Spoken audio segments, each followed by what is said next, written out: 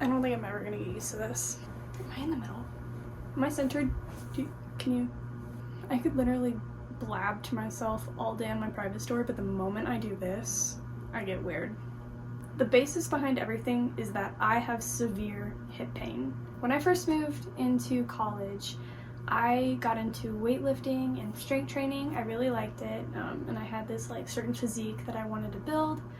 So I started doing a lot of weightlifting, and like pretty much right away I started experiencing a lot of pain in my right hip. It was like the sharp pain, and it wasn't on the outside, it was like all the way in my hip, and it just like progressively got worse and worse even after I tried to like give it a break. So I stopped weightlifting, and I really only do strength training even to this day. Yeah, I was having a lot of hip pain, and my family and I were kind of thinking that it was probably the stairs, because I had to walk up like 7 or 8 flights of stairs to get to my dorm room on the top floor.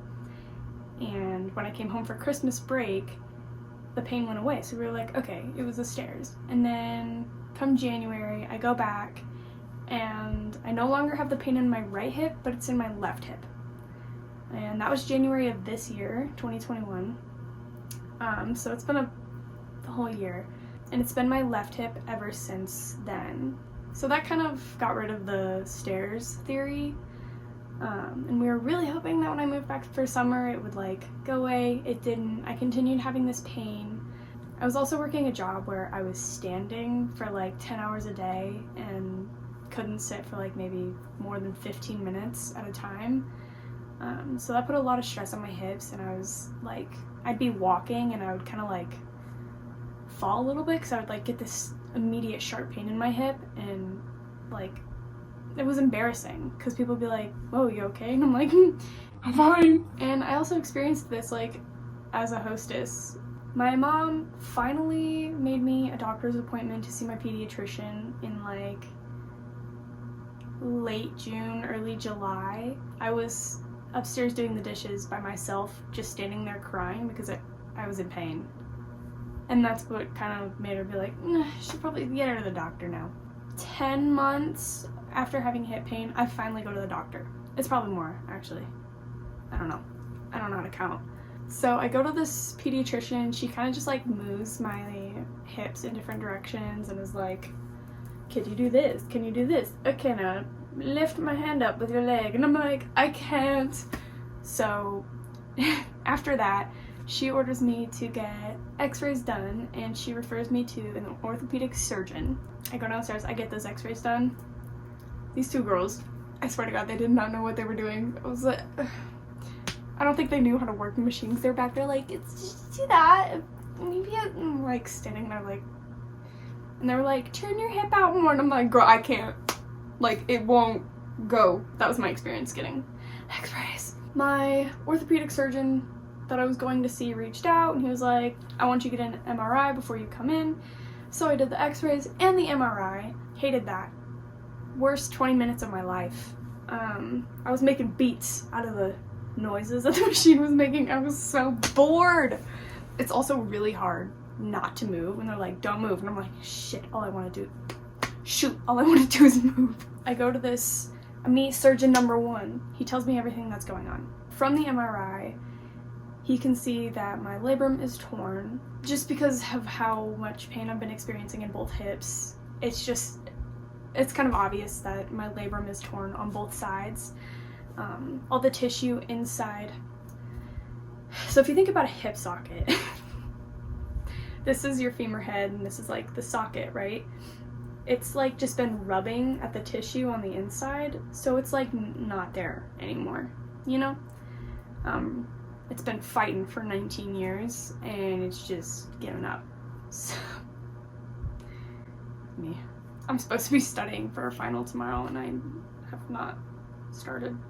This is the diagnosis that he gives me. Torn labrum and severe hip dysplasia.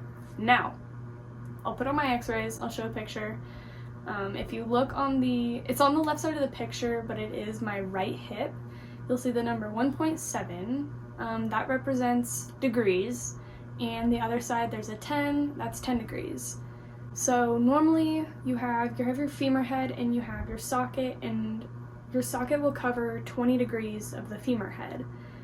My right side hip socket barely covers 2 degrees, and my right side hip socket covers 10, so it's halfway there. She tried, but she just didn't make it all the way. The best way that I've found to describe this is I don't have hip sockets. All the muscles around my hips are just like fighting to hold me together. Like, the doctor was like, I'm surprised like you like got to this age without like dislocating a hip or like walking as you are, which I do walk funny. My boyfriend likes to make fun of me for that, and so does my dad and his employees, but we're past that. It's fine. He gives me this and I'm like, what? And the whole time I'm just like, I can't work out. Like, I can't keep doing strength training. My mom is sitting next to me like, damn, I'm the worst mother ever, because she refused to take me to the doctor for so long. Then he starts telling me about how they treat this and fix it, and it's a very extensive thing. So that was like, stress came down real hard. He tells me how the procedure works, but he can't do the procedure. It's a different surgeon that does the procedure. So I eventually go meet surgeon number 2. He's the one that's going to be doing my procedure. Or my big procedure. Alright, so this is how they're fixing me.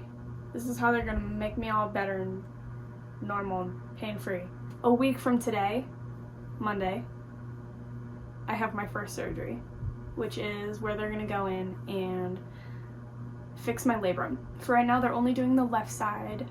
They won't do both sides at the same time because it's very extremely painful. One at a time. Doing the worst side first. Well, this is the worst side, but this is the one that hurts the most, so we're doing this one first. We're doing this side in a week. Fixing my labrum in a week.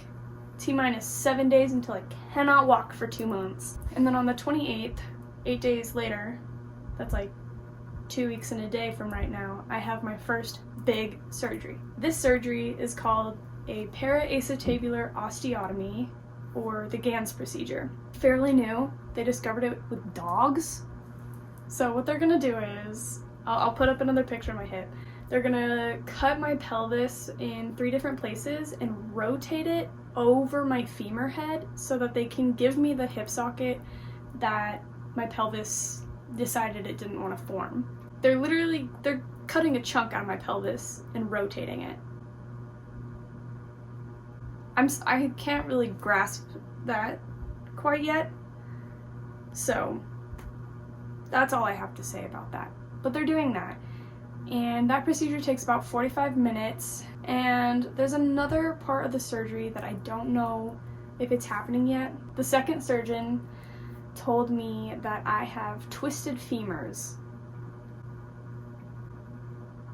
That's super fun, obviously. And I met with him this morning at 8:30. You should be proud that I actually woke up for that, because it doesn't happen. He tells me that I have twisted femurs, and I'm like, excuse me? And he was like, do you have knee pain? And I said, no. So he's like, okay, well then I'm not gonna do the surgery. And I was like, you should probably do it, like, you're gonna be in there anyways. Apparently it's not as easy as I thought it was. I thought, you just like twist it back the other way.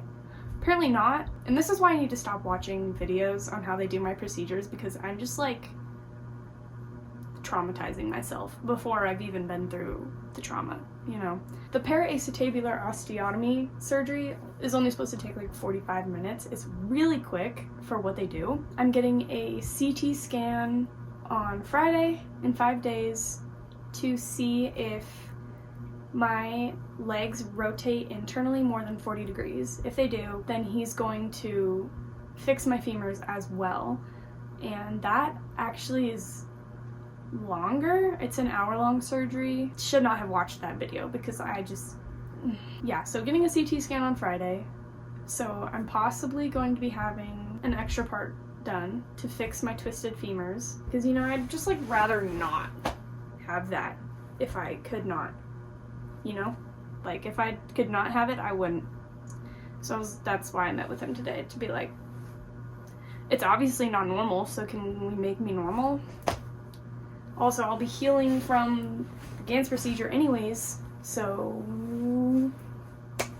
it's like, you know, might as well, right? Right. Not really sure what that was. That whole procedure is just called a femoral osteotomy, so I'm having 2 osteotomies. Yeah, so I have a lot coming up. So next semester, in like 4 days, I'm gonna be moving out of this room. This is my room in the sorority house. I really like my room. I love my roommate. I don't want to move out, but one of my really good friends is going to be taking my spot, and it's going to be so good for her, and I'm so happy that she gets to like move into the house finally. But I am moving out, and I'm going to move back home because the rehabilitation is just very like extensive, and by the time school starts next semester, I barely be up. I'll have just started like using my crutches, so it's just like it's not really possible for me to try and attend classes while I'm up here. So I'm doing the online classes from home, and I'm still gonna try and come up for like chapter meetings and dinners and all that, just because I mean it's still fun and I still really want to be involved even though I can't be here, and that's gonna be really hard. I'm not happy about it, but I don't know, like it's like for the best. But I kind of want to like vlog my whole process, like, you know, physical therapy, in the hospital, blah blah blah, like everything. I don't know if I want to do that, but nobody's gonna watch it. So that catches you up to date on everything that has happened since then. Bye, I guess. I'm gonna go cry about how much I don't want to study.